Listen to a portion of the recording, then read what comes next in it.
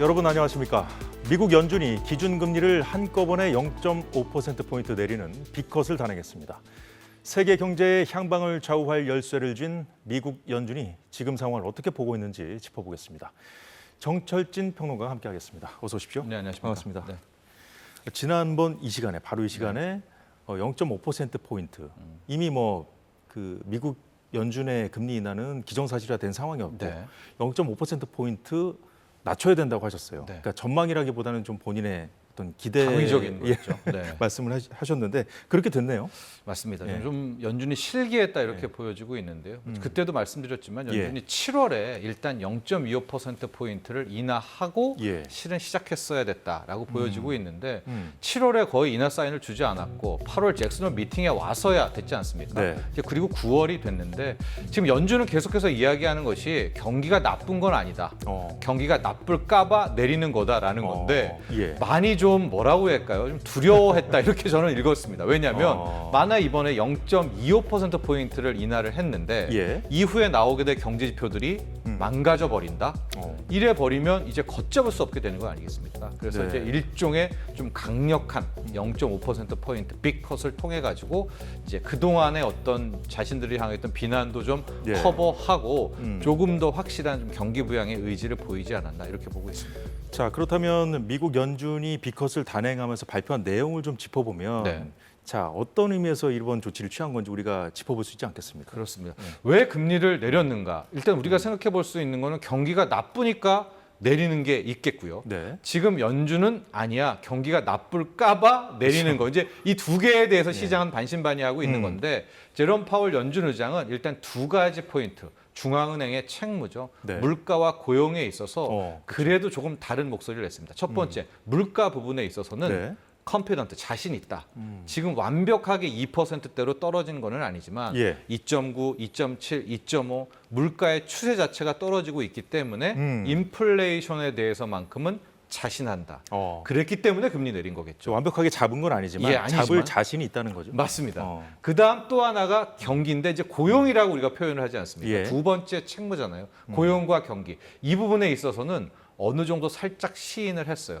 그동안에는 고용 좋다, 뭐 somewhat 조금 나쁘다 이러다가 지금은 완연하게 좀 슬로우드라는 표현을 썼거든요. 고용이 둔화되고 있다는. 예, 둔화되고 있다고 이야기를 했기 때문에 결과적으로 이번에 빅컷을 단행한 것은 물가는 이제 잡았고 네. 자신 있고 고용 쪽에 있어서 조금 더 신경을 쓰기 위해서 빅컷을 단행한 거다. 다만 그렇군요. 예. 또 계속 반복하 말했지만 지금 나쁜 거는 아니다. 지금 나쁜 건 아니다. 경기 침체에 빠져들 이유도 없다라고 아. 이제 계속해서 시장에게 좀 암묵적인 좀 반복 학습을 시켜줬던 그런 하루가 이 됐었습니다. 고용 둔화 부분 말씀하신 실업률 관련된 제롬 파월의 발언 잠시 듣고 이어가도록 하죠. 네. Nominal wage growth has eased over the past year, and the jobs to workers gap has narrowed. Overall, a broad set of indicators suggest that conditions in the labor market are now less tight than just before the pandemic in 2019.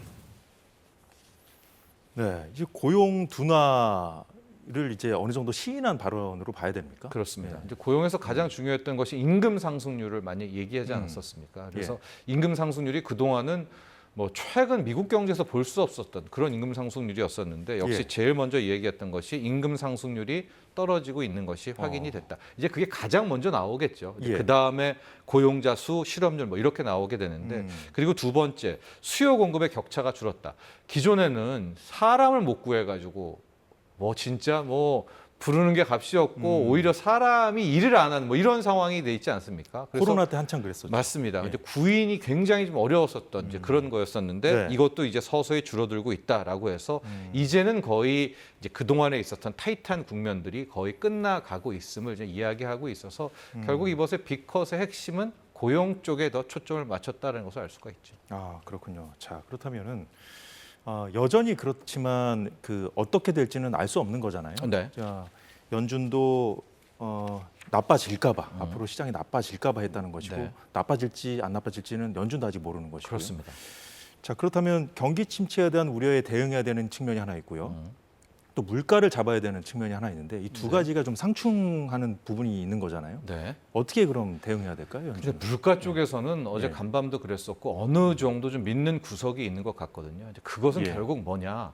유가 부분인 것 같습니다. 유가요? 솔직히 말씀드리면 지금 물가가 이렇게 빠르게 떨어진 것은 국제 유가가 이 정도로 급락했기 때문이거든요. 그렇군요. 우크라이나 전쟁 2022년 때를 돌아가 보면 예. 배럴당 120달러 뭐 넘어서 갔던 이런 유가가 지금 60달러대까지 떨어졌잖아요. 네. 거의 유가가 뭐 반토막송에 뭐 이렇게 떨어지게 되니까 현재 우리도 그렇고 미국도 그렇고 소비자 물가에서 유가가 차지하는 비중이 상당히 크지 않습니까? 그런데 최근에 또 이 뭐 미국의 수출 때문인지 여러 가지 이슈로 계속해서 유가가 떨어지고 있어요. 이렇다면 우리가 보통 물가 상승률은 전년 동기 대비잖아요. 그러면 이번 달, 다음 달까지도 아마 물가 부분은 상당히 좀 자신이 있었다라고 볼 수가 있겠고요. 그런 이제 남은 것이 고용 하나였다 이렇게 볼 예. 수가 있겠는데 실제로 이번에 경제 수정 전망 제적에 셉이라고 예. 진짜 분기별로 점도표만큼이나 중요한 거였었는데 제가 가장 걱정했던 건 저 경제 성장률 부분이었거든요. 네. 경제 성장률이 2.1인데 저거를 앞자리가 1대로 낮췄다면 솔직히 시장은 망가졌을 겁니다. 아마 주식 시장은 급락했을 거예요. 예. 왜냐하면 경제 수정 전망을 1%대까지 낮췄다면 저거는 보험성 금리 인하 아니거든요. 진짜 경기가 나빠서 금리 인하 하는 건데 그러니까 나쁠까봐 한 게 아니라 나빠서 한 네, 거예요. 나빠서 한 건데 어쨌든 경제 성장률을 2%로 유지를 했고 예. 뭐 소위 말 PCE 물가는 2.3으로 떨어졌고 실업률 부분을 이제 4에서 4.4로 잡았는데 저건 좀 명분이 쓰죠. 저랬기 때문에 우리가 금리 인하 하는 거야라고 그렇군요. 해서 예. 저 SEP 경제 전망 요약만 놓고 본다면 실질적으로 그래 한 번은 믿어보자. 즉 연준이 무려 크게 빅컷 0.5% 포인트를 내렸는데 그래 이게 이제 미리 선제적 대응한 거야. 아직 예. 경제는 괜찮어를 좀 믿을 만한 정도는 됩니다. 딱 그 마지노선에 걸려 있다. 이렇게 그렇군요. 봤습니다. 네. 자, 경기가 나쁠까봐 내렸다는 게 연준의 설명인데, 네. 자 그렇다면 주식 시장의 반응은 어땠습니까? 반신반의했던 것 같아요. 이제 빅컷 나오자마자 네. 순간적으로 시장을 급등했다가 오히려 원래 위치 조금 더 떨어졌었고요. 음. 달러도 빅컷 나오자마자 굉장히 약세. 달러 예. 인덱스가 100이 깨졌었거든요. 어. 그러다가 다시 올라오고요. 채권 금리도 당연히 채권 금리 뭐 시장 금리라고 볼 수가 있을 텐데 예.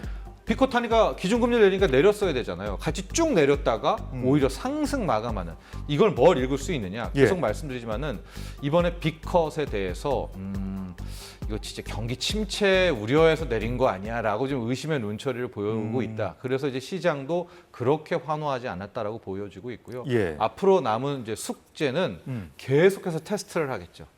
다음 테스트요? 달 첫째 주 나오게 되는 또 비농업 부분 고용 지표 보겠고요. 네. 물가 지표 또 와서 물가 정말 올랐나 안 올랐나 또 봐야 되겠고요. 그다음에 뭐 PMI 구매자 관리 지수 보고요. ISM 제조업 지수 또 얼마나 망가지나 반등했나 소비 지수 망가졌나 안 됐나. 그러니까 앞으로 상당히 나올 지표를 놓고 예. 또 시장은 일희일비할 거다라고 볼 수가 있는데 예. 우리가 보통 금리 인하의 통화 정책의 경로는 두 개, 즉 자산 시장으로 가기도 하고요. 또 실물 경제로 올 거 아니겠습니까? 즉 주식 시장 같은 경우에는 계속 일희일비할 것 같은데 네. 반면에 실물 경제 쪽은 어. 그래도 좀 숨통은 꽤 트일 것 같습니다. 아. 왜냐하면 이제 예. 뭐 미국 국민 입장에서는 모기지 금리라고 해서 우리랑 똑같죠. 뭐 주담대 대출 금리처럼 이번에 이제 금리가 떨어지게 되면 네. 자기 이자 부담 떨어지니까 좀 한층 좀 숨통도 트일 수 있겠고요. 예. 뭐 소비 여력도 좀 생기겠고요. 또 하나 지금 미국 경제에서 가장 큰 문제가 상업용 부동산 문제거든요. 예. 이 역시도 좀 금리가 떨어지면서 우리의 부동산 PF 문제와 좀 비슷하다 이렇게 생각하시면 될 것 네, 같습니다. 네. 좀 숨통이 트일 것 같아서 실물 경제 측면에 요즘에 뭐 네. 신용카드 연체율도 엄청 높아져서 막 문제되고 있다. 막 이런 얘기도 많이 나오거든요. 미국에서. 중고차 시장이나 신차 시장도 안 좋다는 맞습니다. 소식이 막 할부 금융도 들어오고 안 있잖아요. 좋고 금리가 예. 높으니까. 근데 이런 부분에 있어서도 네. 실물 경제 측면에서는 예. 이번에 이제 금리 인하는 좀 도움이 될 것이다. 반면에 자산 시장 측면에서는 특히 주식 시장은 조금 더 체크하려고 좀 깐깐하게 볼 것 같다. 이렇게 그렇군요. 보고 있습니다. 예. 그 일자리 창출과는 관련이 없을까요? 글쎄요. 이제 현재로서 저는 고용은 한번 다운사이드에 접어들었기 때문에 예. 이번 금리 인하가 어떤 새롭게 고용을 또 과거로 좋게 만든다기보다는 네. 크러쉬가 안 나게 그러니까 서서히 연착륙하는 그런 부분이기 때문에 저는 오히려 이제 고용은 뭐를 좋게 만든다기보다는 네. 잘 연착륙하는 덜 나빠지게 하는 효과가 있지 않을까 이렇게 보고 있습니다. 그렇군요. 자 이제 뭐 실업률을 걱정하는 상황에서 네. 돈을 푼다고 해서 뭐 고용이 다시 일자리 창출되고 고용이 높아지긴 좀 어렵다, 그렇죠. 기대하기는 어렵다 이런 맞습니다. 말씀이시군요. 네. 자, 일단 그 한국은행 같은 경우 이제 기준금리를 내심 인하하고 싶어서 했었잖아요. 네. 근데 이제 미국 연준이 이제 금리 인하를 이제 이렇게 비컷으로 정했으니까 좀 어떻습니까? 이제 10월에 네. 있거든요. 이제 9월에 놓고 한국은행 금통위가 예. 있는데 이게 원래는 굉장히 예측하기 쉬운 게임입니다. 왜냐하면 미국이 0.25도 아니고 0.5%포인트 금리 인하를 했지 않습니까? 예. 근데 우리 한국은행 입장 같은 경우에는 지금 우리 경기가 엄청 안 좋아요. 근데 반면에 물가는 지금 2%대까지 떨어지는 상황이기 때문에 미국이 금리 내렸어? 바로 우리 금리 내리면 되고 아마 이 정도 상황이었으면 과거 여느 때라면 예. 다음 달에 한국은행 금리 내릴 겁니다. 벌써 뭐 엊그제 보니까 뭐 심지어 우리도 비컷할 겁니다. 뭐 이렇게 이야기가 나오기는 하는데 네. 다만 저는 좀 약간 깨름칙하게 그러니까 좀 약간 좀 이거 하는 변수는 있다라고 보고 있는 것이 기존의 이창용 한국은행 총재가 계속 물가 고용 환율 여기에 덧붙여서 예. 부동산과 가계부채 얘기를 엄청 많이 했었거든요. 그렇죠. 아무래도 그게 걸림돌이겠죠. 예, 그래서 그것 때문에 집값과 가계부채 때문에 실은 완화적인 통화 정책 못 쓴다 이런 얘기를 이제 굉장히 많이 한 상황이에요. 예. 그런데 지금 부동산 시장이 안정화된 게 아니잖아요. 하고 가계대출 증가세 이달 들어서는 조금 좀 주춤한다라고 하지만 뭐 가계대출이 좀 네. 계속 아마 더 늘걸요. 이제 이런 상황이니까. 이게 원래는 그냥 한국은행 다음 달 금리 인하합니다. 제가 이렇게 말씀을 드릴 텐데 네. 과연 이창용 총재가 어떤 입장을 보일까? 자신이 지금까지 이야기해왔던 집값과 가계부채를 의식해서 예. 한 번 더 우리를 동결로 가고 그다음 미국의 11월 이제 0.25를 보고 우리가 내릴 것인지 아니면은 그냥 좋은 게 좋은 거다라고 해서 본인이 이때까지 한 말 집값과 가계부채 없이 그냥 바로 10월에 갈지 저는 5대5라고 봅니다.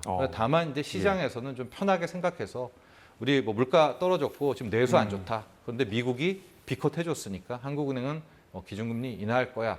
이제 이게 시장의 다수설이기는 합니다. 자, 말씀하셨듯이 다음 금통위가 10월로 예정돼 네. 있고 그때까지 시간이 좀 있잖아요. 네. 그리고 기준금리를 인하한다고 해도 그 시중금리로 반영되기까지 좀 시간이 또 걸릴 것이고 네. 그때까지 여러 가지 일이 또 벌어질 수 있지 않을까요? 그렇습니다. 그때까지 집값 상황도 굉장히 중요할 것 같고요. 예. 또 가계부채 상황도 굉장히 중요할 것 같다 이렇게 보고 있습니다. 다만 그 사이에 10월 금통위 때까지 물가라든가 이런 어떤 큰 다른 매크로 변수는 없을 것 같거든요. 그래서 저는 이제 계속 주목하는 것이 이번에 이제 9월 대출 증가세가 예. 어떻게 나오느냐가 굉장히 관건일 것 같은데 언제쯤 나올까요? 이제 10월 초에는 나오게 되겠죠. 근데 9월 지금 추석 전까지를 봤더니 한 2조 원대더라고요. 네. 실은 8월에 한 달 동안의 가계부채가 9조 원이 넘게 늘었지 않습니까? 예. 그래서 한 그 절반 정도, 한 3, 4조 대로 9월이 좀 잡히게 되면 상당 부분 한국은행도 10월에 금리 인하 카드를 꺼내둘 수 있지 않을까. 하고 또 10월 첫째 주, 둘째 주 봐야 되겠죠. 그런데 이게 좀 저는 글쎄요. 지금까지 이창용 총재 발언을 예. 좀 본다면 저는 반반인 것 같다. 동결과 인하가. 대출 규제를 해서 이제 대출을 조였잖아요. 네. 조여서 그 결과를 이제 10월쯤 받아볼 수 있다는 얘기인데 그렇습니다. 그럼 그 결과를 바탕으로 해서 기준금리를 인하했어요. 예. 그럼 또 대출이 늘어날 수도 있지 않을까요? 맞습니다. 이제 그걸 계속해서 걱정하고 있는 이제 그런 상황이기 때문에 예. 더 원론적으로 말씀을 드리면 실은 한국은행이 이제 책임져야 될 부분, 고려해야 될 부분은 네. 첫 번째 물가, 두 번째 고용과 경기, 뭐 고용이라고 하겠습니다. 경기. 세 번째가 우리나라니까 환율 정도인데 네. 지금 이제 한국은행, 요번 한국은행은 집값을 이제 부동산을 갑자기 같이 지금 고민을 하러 뛰어든 건 아니겠습니까? 그렇죠. 그런데 엄밀히 말하면 이 부동산 문제는 또 금융당국, 금융이라든가 금융당국이 또 있겠고요. 또 한 축에. 그다음에 예. 국토부라든가 정부가 있기 때문에 이게 이제 본인이 스스로 뛰어든 겁니다. 한국은행이. 그래서 과연 이거를 어떻게 풀지 좀 이제 고민이기는 한데 지금의 집값 상승을 놓고는 이 한국은행만 하면 된다라는 게 아니죠. 정부도 다 같이 좀 같은 팀으로서 움직여야 된다. 그럴 차원은 있을 것 같습니다. 그렇군요. 자, 일단 미국과 금리 차이가 좀 줄어들게 됐잖아요. 네. 어쨌든 그러면 이제 원달러 환율에 대한 부담은 좀 그래도 줄어들지 않을까요? 그렇죠. 이제 그게 굉장히 중요한데 오늘 같은 경우에도 실은 1,320원대 갔다가 다시 1,330원대 갔다가 예. 또 1,320원대 갔다가 이게 이제 지금 달러 인덱스가 100 100이 깨진다 만다 하게 되면 예. 과거의 레벨로 보면 1200대는 와야 될 것 같거든요. 아직 버티고 있단 말이에요. 예, 환율이 지금 예. 안 떨어지고 있는 이유가 또 다른 축이긴 하지만 지금 외국인들이 한국 주식을 너무 팔고 있어요. 물론 이게 이제 삼성전자와 하이닉스를 팔고 있기 때문이긴 한데 이제 그런 부분이 하나 지금 좌우가 되고 있고 혹시 이제 오늘과 내일 일본 중앙은행 BOJ의 이제 일종의 뭐 금통위 같은 회의, 통화정책 회의가 있는데 네. 여기에서 과연 일본은 통화정책을 어떻게 펼친가까지도 한번 보기 위해서 오늘 좀 저렇게 환율이 뭐 비컷 미국의 비컷 단행에도 불구하고 예. 거의 뭐 멈춰 있지 않았나 이렇게 보고 있습니다. 그 일본 중앙은행은 어떤 발표 내놓을 거라고 보세요? 일단 뭐 또 올리지는 않을 거예요. 금리 올리지는 않겠지만 저는 그 일본 중앙은행은 금리 인상 기조는 예. 포기하지는 않을 것 같습니다. 아, 그렇다면 엔캐리 트레이드 청산 예. 이것도 다시 한번 재현될 가능성이 그 우려가 있다고 커지겠죠. 그런데 저는 이제 레벨이 좀 중요한데 지금 0.25까지 올렸잖아요. 보세요? 예. 실은 0.5, 0.75 일본 기준금리 기준입니다. 예. 까지는 이제 그닥 그렇게 엔캐리 청산 트레이드에 막 그게 대난리가 날 것으로 보지는 않습니다. 왜냐하면 0.25와 0.5 정도의 레벨이라면 예. 이제 일본 자금, 엔화 자금을 빌려서 투자한 이런 돈들이 아직까지 일본으로 돌아갈 것 같지는 않거든요. 그런데 이제 0.5에서 더 올리는 0.75 레벨 네. 거기서 일본이 또 기준금리 인상 이런 뉘앙스를 보인다면 이때가 정말 저는 굉장히 좀 위험한 때라고 보고 있어서 그렇군요. 예, 지금 레벨 0.25 레벨 한 번 더 인상해서 0.5까지의 일본 기준금리 기준으로는 엔캐리 트레이드의 청산 우려는 크지 않지만 이제 그 이상까지 가게 될 시에는 네. 분명히 이 엔캐리 트레이드 청산의 우려는 정말 세계 자산 시장에 큰 충격을 줄 만큼의 막대한 악재다 이렇게 봅니다. 최근 들어서는 우리 원화의 가치도 엔화의 영향을 많이 받는 것 같아요. 맞습니다. 좀 동조화되는 경향이 있거든요. 예. 왜냐하면 엔화가 강해지면서 달러를 약하게 만드는 이런 구조. 그러면서 우리가 좀 일종의 좀 이제 반사 이익으로 원화가 강해지는 이런 네. 구조가 계속 나오고 있기 때문에 내일 금리를 동결한다 하더라도 일본 중앙은행이 좀 어떤 긴축적인 발언들을 예. 이어가게 된다면 또 엔화 강세, 달러 약세, 어. 원화 강세 이제 이 흐름이 나올 텐데 시장이 크게 한번 또 출렁일 수도 있겠군요. 이걸 과연 엔캐리드 청산 우려로 주식을 또 뺄지 아니면은 아니야 이것도 매 두 번 맞은 거니까 요 정도까지는 감내할 수 있어로 버틸지는 솔직히 그건 이제 시장의 반응을 좀 봐야 될 것 같습니다. 그렇군요. 자, 국내 증시 움직임 어떻게 보고 계십니까? 오늘 국내 증시 움직이면 비컷 해가지고 무슨 비컷이 큰 영향을 미칠 것 같은데 네. 아니라 AI 반도체가 시계 실은 시장을 크게 좌우했습니다. 오늘 좀 시장을 좀 보면 예. 코스피는 0.2, 코스닥은 0.86. 저기만 보면 평온하네라고 느낄 수는 있겠지만 오전에는 낙폭이 좀 컸었어요. 코스피 같은 경우에는 거의 1%대 급락이 좀 나온 비컷임에도 불구하고요. 이제 그런 예. 상황이 연출이 됐었는데 뉴욕 증시 따라갔다고 봐야 됩니까? 우리는 또 다른 문법이 있습니다. 뭐죠? 바로 AI 반도체 양대 축인 삼성전자와 SK 하이닉스의 문제인데 네. 우리 휴일 전 일요일 날 모건 스탠리라고 미국의 대형 투자은행이 SK 하이닉스의 목표 주가를 26만 원에서 12만 원으로 절반보다도 더 내려 치면서 이제 D램, 그러니까 레거시 딜, 범용 반도체 시장도 끝났고 뭐 계속 기대를 걸었던 고대역폭 메모리, HBM 시장도 이제 가격 꺾일 거고 예. 이제 AI 반도체의 업황은 뭐 이제 안 좋아. 그러니까 다 팔아야 돼. 목표 주가 하야. 이 이슈 때문에 장 초반부터 삼성전자와 하이닉스 이 두 개 시총에 뭐 132 정도 양대 산맥이지 않습니까? 이 둘이 빠지면서 거의 지금 뭐 비컷과는 다른 구조였기 때문에 코스피를 이끌어온 또 만년 주도주다 보니까 그렇습니다. 혹시나 이게 팬더멘털리하게 좀 뭔가 좀 이렇게 문제가 있는 거 아니야? 예. 심각하게 바라보는 시선도 있던데 그렇죠. 어떻습니까? 예. 시장에 대한 전망은? 왜냐하면 외국인들이 이게 너무 과할 정도로 지금 팔고 있거든요. 삼성전자 하나만 놓고 봐도 예. 벌써 7월 이후에 7조 원, 8조 원대를 삼성전자 한 종목만 지금 팔고 있는 삼성전자 낙폭이 좀 컸어요. 코스피 전체 지수와 그, 비교해 봤을 때. 그렇습니다. 삼성전자도 컸고 하이닉스가 훨씬 더 컸던 그런 상황이 네. 됐었는데 지금 삼성전자, 하이닉스 모두 집중 공략하고 있는 것을 봤을 때 네.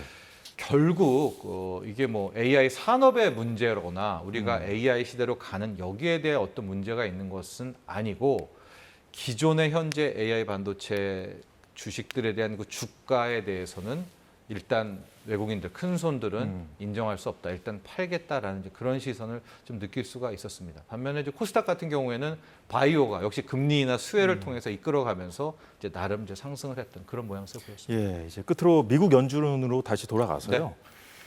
이제 그 다음 FOMC 회의 때 나오는 발언을 봐야 이제 방향성을 어느 정도 우리가 좀 더 좀 제대로 알 수 있을 텐데 네. 그때까지 어떤 지표들, 어떤 점을 좀 주목해 봐야 될까요? 11월이고요. 11월 5일 대선과 맞물려 있습니다. 또 다음에 미국의 연준의 FOMC 회의 그때까지 고용 지표가 하나 나오게 되겠죠. 이제 예. 10월 초에 9월 고용 지표가 나오겠고요. 물가 지표도 볼 수가 있겠고 그 사이에 ISM 제조업 지수 또 서비스업 지수 같은 것들도 계속 확인할 수가 있을 텐데 예. 제가 조심스럽게 전망하기로 이게 한쪽 방향으로 사인을 줄 것 같지는 않아요. 즉 하나는 괜찮네, 하나는 나쁘네, 하나는 괜찮네, 하나는 나쁘네. 이제 일희일비하는 이런 흐름이 나올 거 있을 것 같아서 저는 오히려 뉴욕 증시는 여기에 언저리에서 일희일비하게 되는 거고 예. 그나마 우리가 바랄 것은 이 와중에 달러 약세가 빠르게 좀 진행이 돼서 지금 하이닉스하고 삼성전자를 엄청 팔고 있거든요. 네. 이 돈이 떠난 것 같지는 않아요. 그래서 이 돈이 다시 삼전과 하이닉스로 안 들어오더라도 네. K증시, 국장이 어디론가 지금 다른 제2, 제3의 주도주를 좀 찾아서 가게 돼서 우리는 상승하게 되는 이것이 현재 다음 11월까지 FOMC 회의까지 좀 바랄 수 있는 좀 베스트 시나리오가 아닌가 이렇게 보고 있습니다. 예, 잘 들었습니다. 오늘 경제 상황 여기까지 보죠. 정철진 평론가였습니다. 고맙습니다.